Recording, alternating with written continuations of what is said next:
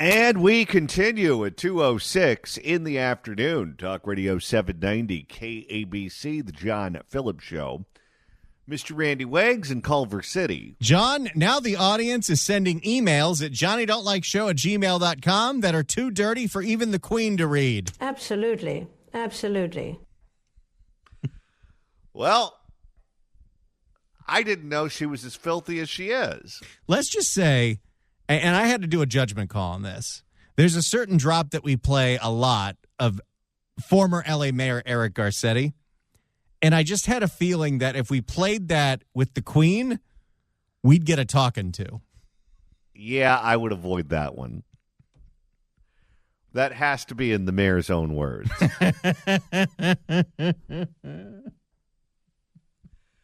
800-222-5222 is the telephone number. 1-800-222-5222. It is our pleasure to welcome our next guest to the program. He is the senior editor at Reason and host of Rising on the Hill TV. You can read him online at Reason.com and follow him on X at Robby Soave. Robby Soave, welcome. Thanks for having me. So we just played some sound of California Governor Gavin Newsom on with CNN, where he was just at the White House meeting with President Trump, asking for money for wildfire victims. And Gavin Newsom is a guy who is, in his own mind, the next Democratic nominee for president. He believes that he is much more than just a state politician. He should be the president of the United States, and thought that when Grampy Joe dropped out of the presidential race last time around, that it should have been him and not Kamala as the Democratic Party standard bearer. Well, it didn't work out that way, and now he has to deal with the fires and all of the chaos going on here in the state of California.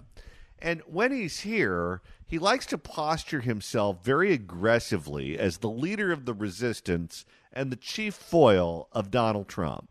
He just called the state legislature into a special session in Sacramento so they could allocate funds to, quote-unquote, Trump-proof the state of California, which essentially means filing nuisance lawsuits against the federal government.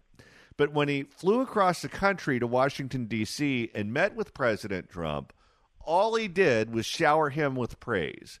And after the meeting, he went on with CNN, and CNN kept baiting him over and over and over again to say nasty things about Donald Trump, and he wouldn't take the bait. He would only say complimentary things and praise the president for the meeting, for taking the meeting, and for having a commitment to the people of California. What do you make of these two faces that we're seeing from Gavin Newsom? I actually think this is broadly characteristic of the Democratic response to Donald Trump right now in the present.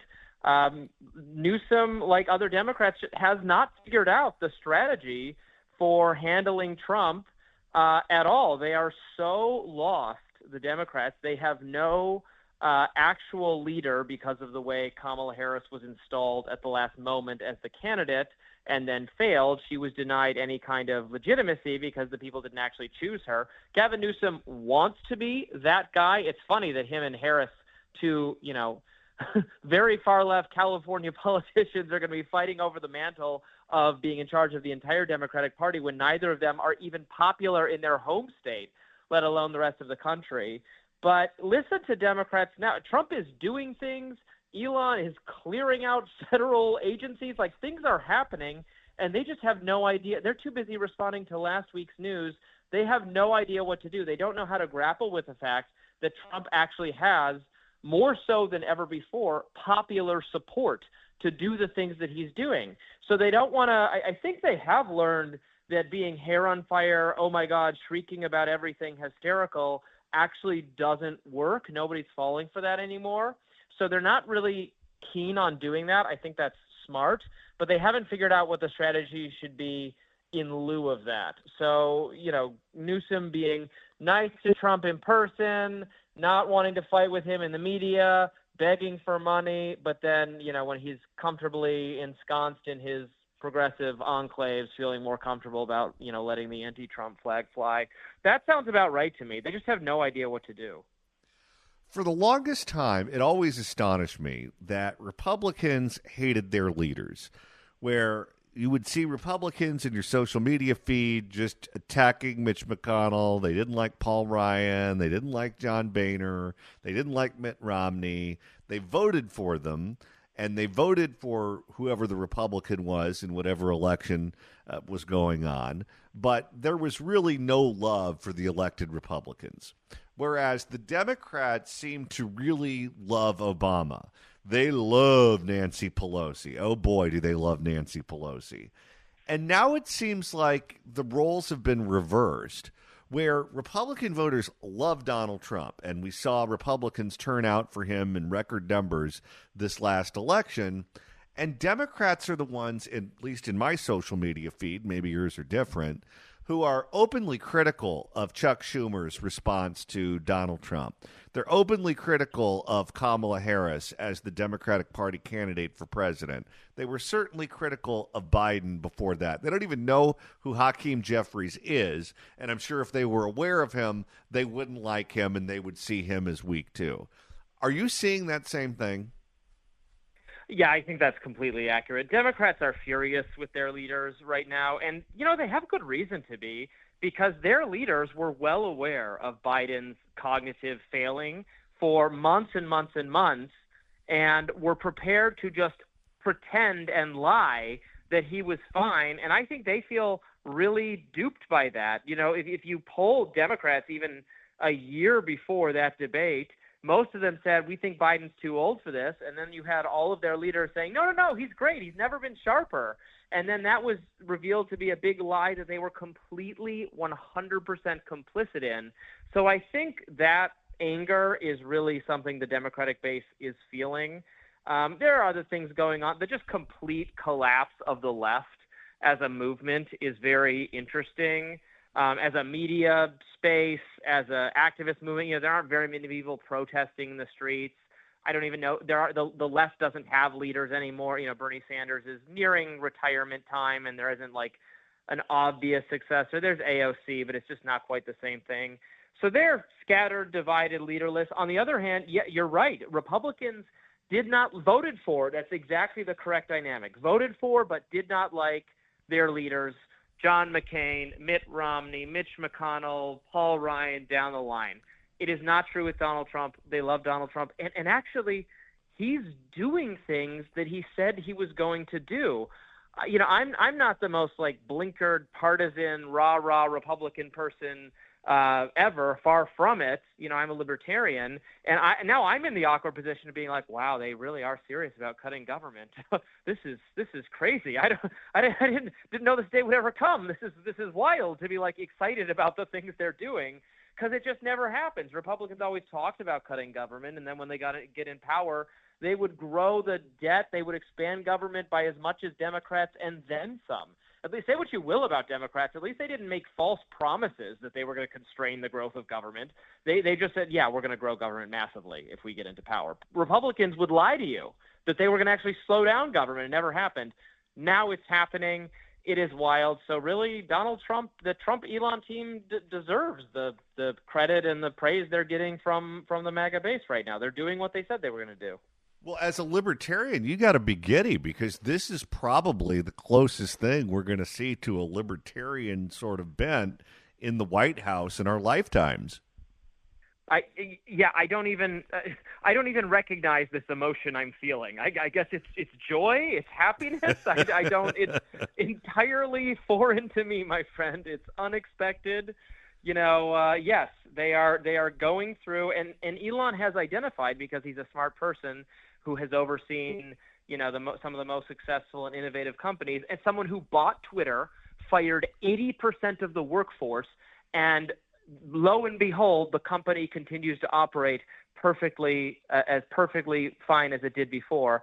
That is the approach he is taking to the federal government, identifying the payment system, the HR systems, the glut of government employees, and figuring out ways to get around that. Now, I should say that they are going to run into legal challenges, of course.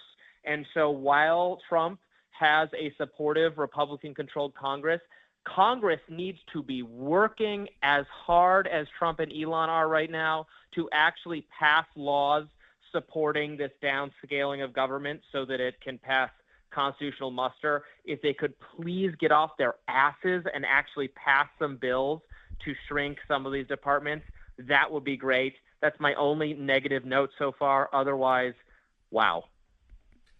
Let's go back to the conversation we had before, because when Republicans would go out and vote for their leaders, but they had no love for them and in many cases just didn't like them altogether, what that led to was the Tea Party. And that led to many of these people finding new things to do with their careers. John Boehner no longer in office, Mitt Romney no longer in office, Paul Ryan no longer in office. And now we have a new crowd that has a very different worldview. Do you believe that the Democratic Party could have their own version of the Tea Party pop up on the horizon if the anger with the troops continues to boil with the elected leadership? I guess, but they are as far from that possibility as they could be right now because Democrats, it's not every Democrat who's going to, go protest in the street or do whatever. Just in general, the kinds of people who actually go protest in the street is a slim percentage of our population. The things that animate those people tend to be activist-y things. On the right, it was a genuine backlash against Obama's overreach. On the left, then you had Occupy Wall Street and some other things. You have, anti-war protesting. There was protests. I think they're crazy, but the protests over the Gaza situation, that kind of thing. You can see a little bit of that, but man, it is not. They are just not energized. The progressive activists are as de-energized as I've ever seen them in my lifetime, or at least in my adulthood. I guess I don't know.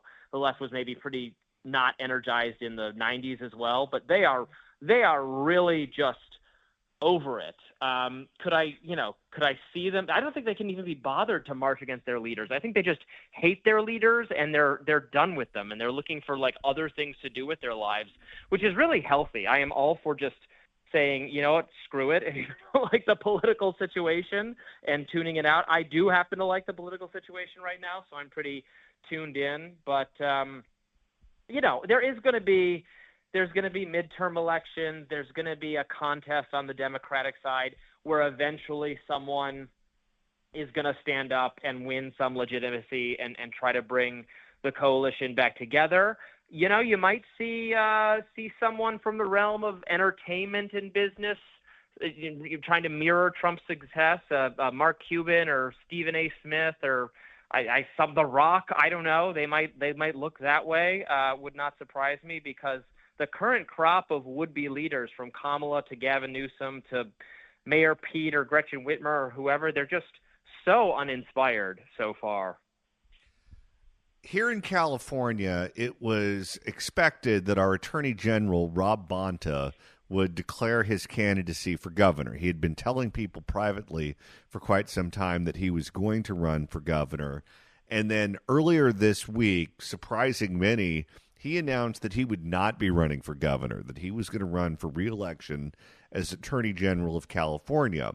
And when asked by Politico for an explanation as to why he wasn't going to run after all, the answer he gave was that he believes that former Vice President Kamala Harris was going to run for governor, and the moment she declared her candidacy, she would clear the field and win in a walk. Well, if she runs for governor of California, there's only one reason to do that. She wants to run for president again in 2028 and needs a perch to remain relevant. It's hard to remain relevant as a former vice president. Just ask Al Gore or Dan Quayle or Mike Pence or any number of people who fit that bill. If she were to run and win as governor of California and then run for president again, that's got to be worst case scenario for the Democratic Party because I don't see her winning a national election. Yeah, I mean, look, is it possible? Sure. I am, first of all, shocked. I agree with you that she is planning to do this. I am shocked that she wants to do this. Being governor is hard work compared to being the vice president.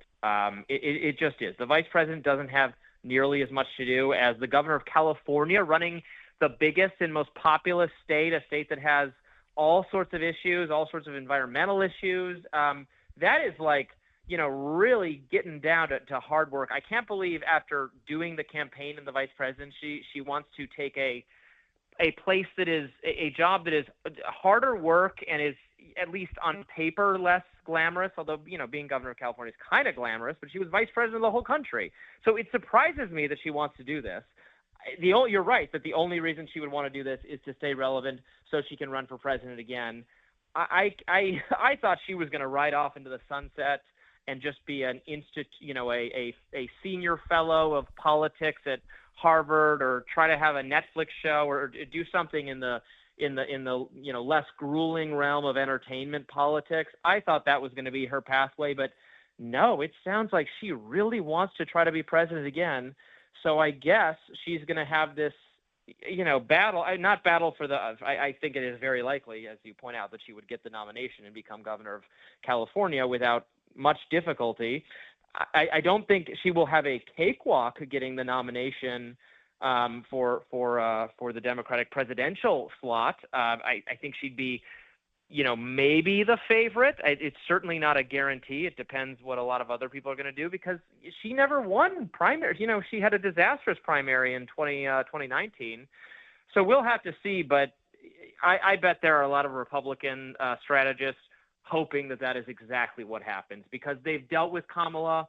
They beat Kamala. They were not scared of or impressed by Kamala. That would seem like a gift to me, to Republicans. And Nancy Pelosi is running for another term in the House of Representatives. I think she's 84 years old, and she's been in office for either 21 or 22 terms, and has opened up an account to run for re-election. The former chief of staff for Alexandria Ocasio-Cortez, AOC, has already announced that he will be running against her in the primary, that she is emblematic of all the problems facing the Democratic Party today, and it's time for the Democratic Party to move on from Nancy Pelosi. What do you make of that shot across the bow? I think that is a pretty doomed shot. I think that person raises a lot of good points, and Democrats just will not hand over the reins of leadership to a younger or a next generation. I think picking a Jerry Connolly, is that his name, for that oversight leadership role over AOC was the stupidest decision Democrats have ever made. And I don't say that as a fan of AOC, obviously, by any stretch of the imagination, but you got to get some younger blood, some energy into this party. But these people are just clinging to it forever. This is somewhat a problem on the Republican side. Mitch McConnell fell again. He's not in leadership anymore, but he clearly needs to retire and take care of his health. And, people clinging to their offices in their 80s and beyond is just insane to me. I can't. Nancy Pelosi wants to run again. She just can't let it go.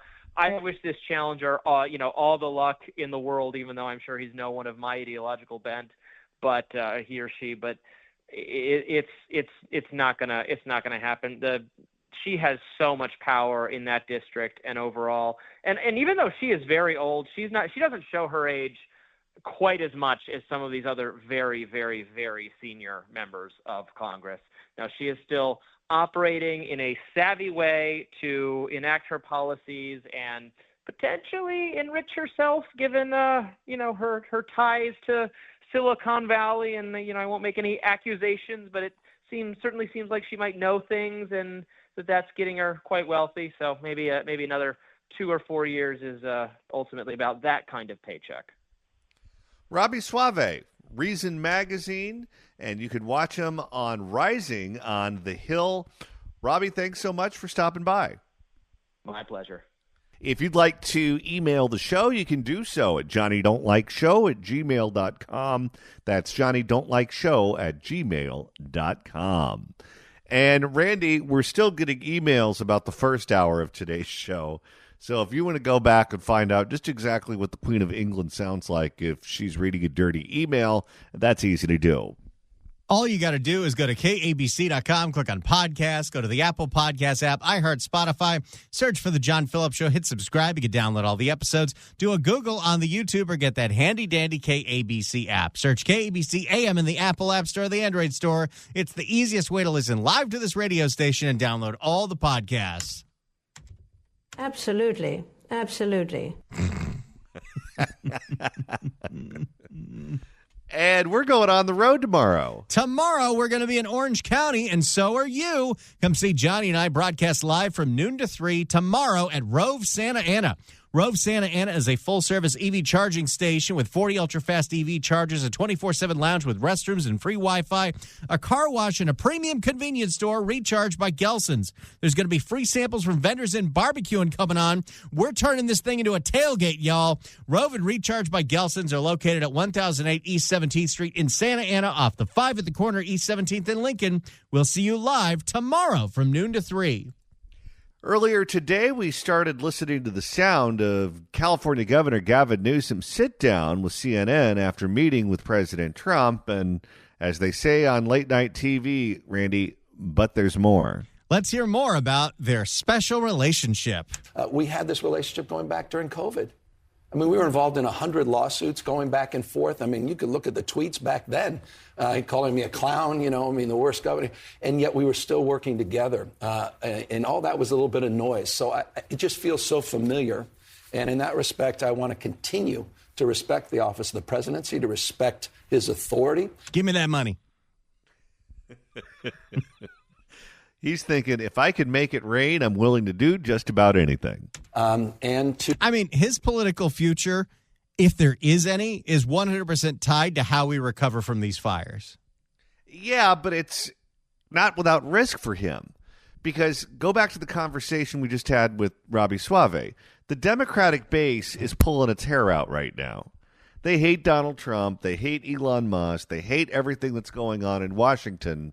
And now they're seeing Gavin Newsom go over there and beg for money for the fire victims. That doesn't make him look good to that crowd.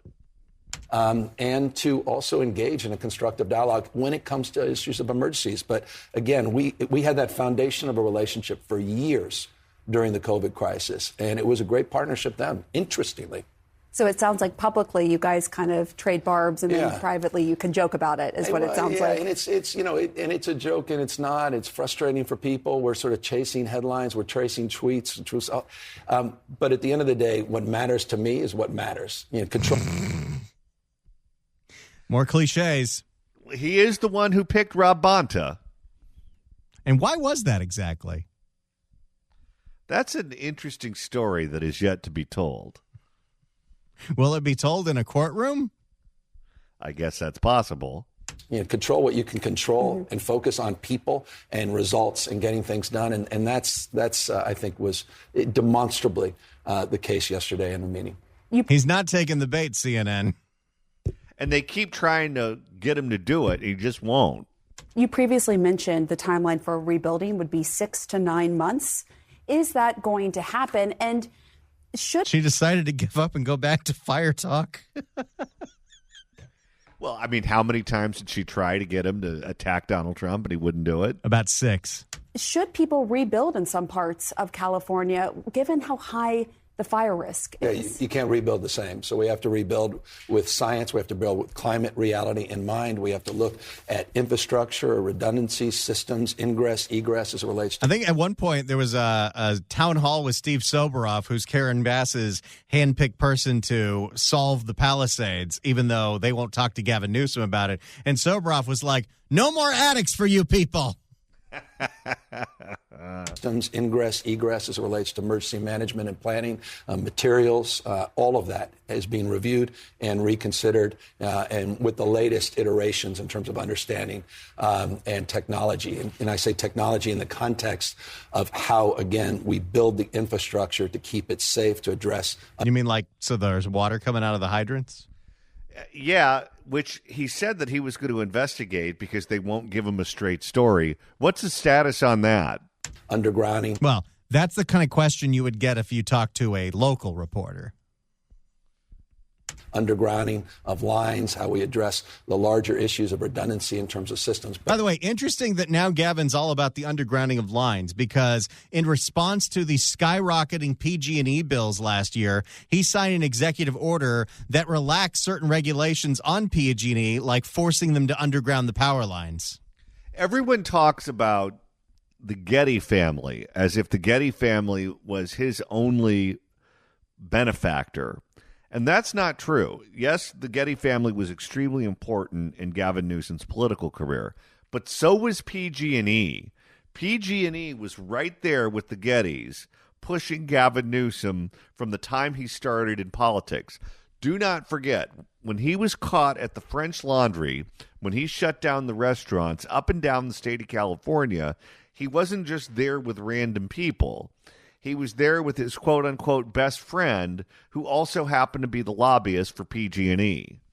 Undergrounding of lines, how we address the larger issues of redundancy in terms of systems. But more important than anything else is the need to get the debris removed. 30 days to do the hazardous waste. We want to get 6 to 9 months, the rest of the debris done. Concurrently, people are getting permits. So this is all happening, rolling together, and we want to see construction very shortly. And in the next few years, we want to see hundreds, thousands of homes rebuilt. But I think there's a big question about how do some Californians do that, right? You have State Farm announcing that it has a... Oh, right, the insurance crisis, and Gavin can't squirm away. Back at home, he always just punts to Ricardo Lara, but I'm sure she doesn't know who that is, so he's not going to be able to do that with her. I wish that was her. I'm very kind of sketchy. But I think there's a big question about how do some Californians do that, right? You have State Farm announcing that it has an average 22% interim rate hike for homeowners. The fair insurance plan for the state is just bogged down right now. Your dad, I believe, is on that plan, if I recall. Californians were saying they're not getting the help they need from FAIR. It's really confusing. Well, FAIR's not a state plan. It's not a taxpayer-funded plan. It's a syndicate pool run by the insurance market itself. Yes, and Ricardo Lara just changed the rules, so when it goes bankrupt, the insurers get to charge us for it. You notice what he's trying to do is separate himself from the FAIR plan because he knows what's coming. And it's the insurer of last resort. And it's existed back to Ronald Reagan in 1968. As it relates to that plan and their exposure, they have reinsurance, a significant amount of reinsurance. Not enough. By the way, the whole idea of that insurance companies have insurance, this whole thing is a house of cards. Yes, and it's a heavily regulated industry, which means you just can't blame this on the companies. You can't blame this on corporate America. The regulators really have more to do with what they can charge than anything else. We feel strongly at this moment, and again, this changes in real time, that the plan will be able to absorb the losses ultimately. Now, as it relates to the larger issue of the insurance market, not unique to California by any stretch of the imagination, what's happening with insurance, and this is the reality, the new reality of extremes, extreme heat, extreme drought. Is he going to say weather whiplash? Well, that would certainly be on brand. Weather whiplash. You have droughts and rain bombs. You have flooding at the same. Rain bombs? I think that's the first time I've ever heard him use that term. You have droughts and rain bombs. You have flooding at the same time you're dealing with droughts, all happening concurrently. There's a new reality, the world we're living in. And if you're not believing science, you have to believe your own eyes, your own lived experience. And the reality is the insurance market understands it better than anyone else. The market. Then what have we done to harden California from this reality? Yeah, if that's what you believe, wouldn't that be your number one priority? Wouldn't you have spent as much money as possible and forced the power companies, PG&E, SoCal Edison, San Diego Gas and Electric, to underground every single power line in the last 6 years? It's almost as if he doesn't believe his own BS. The market and Mother Nature's are going to have to change the way we live and do business in the context of how we plan, how we do land use, zoning into the future along the lines of your question. We have to wake up to this reality. We cannot be in denial about what's going on with Mother Nature, again, around the globe, not just So in the state of California. just to sort of pin you down, what does that mean for the rebuilding in some of these high-risk areas? Just more sophisticated design and planning. Remember, Altadena, many of those homes were done in the 20s and 30s and 40s for a world that no longer exists from a climate perspective. And so the ability to absorb a deeper understanding as you rebuild it presents itself anew in a profound and we hope impactful way. So It is interesting. There were some homes that did not burn down in some of the worst areas that were hit in Altadena because they were homes that got rebuilt in like 2008 with different building codes. What's interesting is that in one sense, he's saying that he's going to try to cut through the red tape. And red tape, of course, there's not actual red tape, although I guess there could be if they red tag the building. They could use red tape. What he actually means is regulations. We want to make it so that we don't overwhelm you with regulations that leads to delays. Yet, immediately after saying that, he's now talking about how we're going to impose all of these new building codes and all of these new regulations on the contractors when they rebuild these homes so that the homes are built in a way that makes us happy. Well, okay, that's fine that you want to do that. If that helps prevent these homes from burning down again, I guess that's fine. But that's red tape. I mean, that's what that is. Those are regulations. Those are building codes. Those are requirements from the government that you build the house in a certain way that's different from how it was built before to make them happy. Well, guess what? That means it's not going to happen overnight. It's just not. If you'd like to email the show, you can do so at johnnydon'tlikeshow@gmail.com. That's johnnydon'tlikeshow@gmail.com. And Randy, you're monitoring the mailbag. Will writes in at johnnydon'tlikeshow@gmail.com, and some of it's too filthy, but I'll just say the last part of it. Has anyone ever known Gavin to have an IQ slightly over stupid? All right, let's get back to Gavin Newsom and CNN. I'm concerned about it, but I'm not concerned about our resourcefulness to address it with the most modern standards anywhere in the world. By the way, California leads the nation already. He ran out of breath.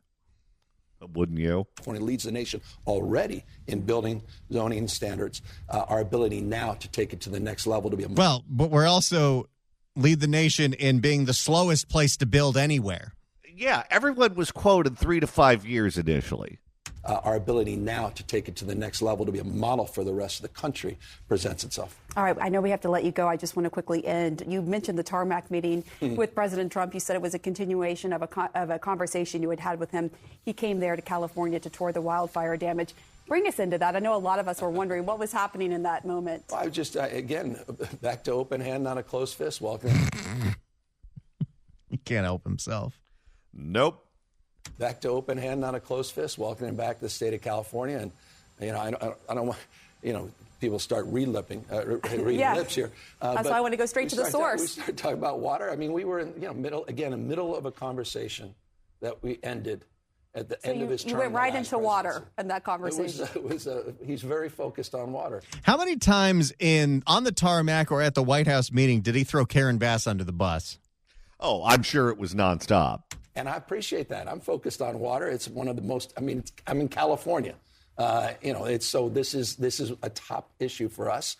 And we also extended yesterday different discussions about other areas we can agree that he can move the needle in California water policy. So that's a little bit of preview. We hope some good things come from that. All right, Governor Gavin Newsom, thank you so much. She didn't get anything she could use out of that 10-minute interview. No, she didn't. But she got some for us. Thank you.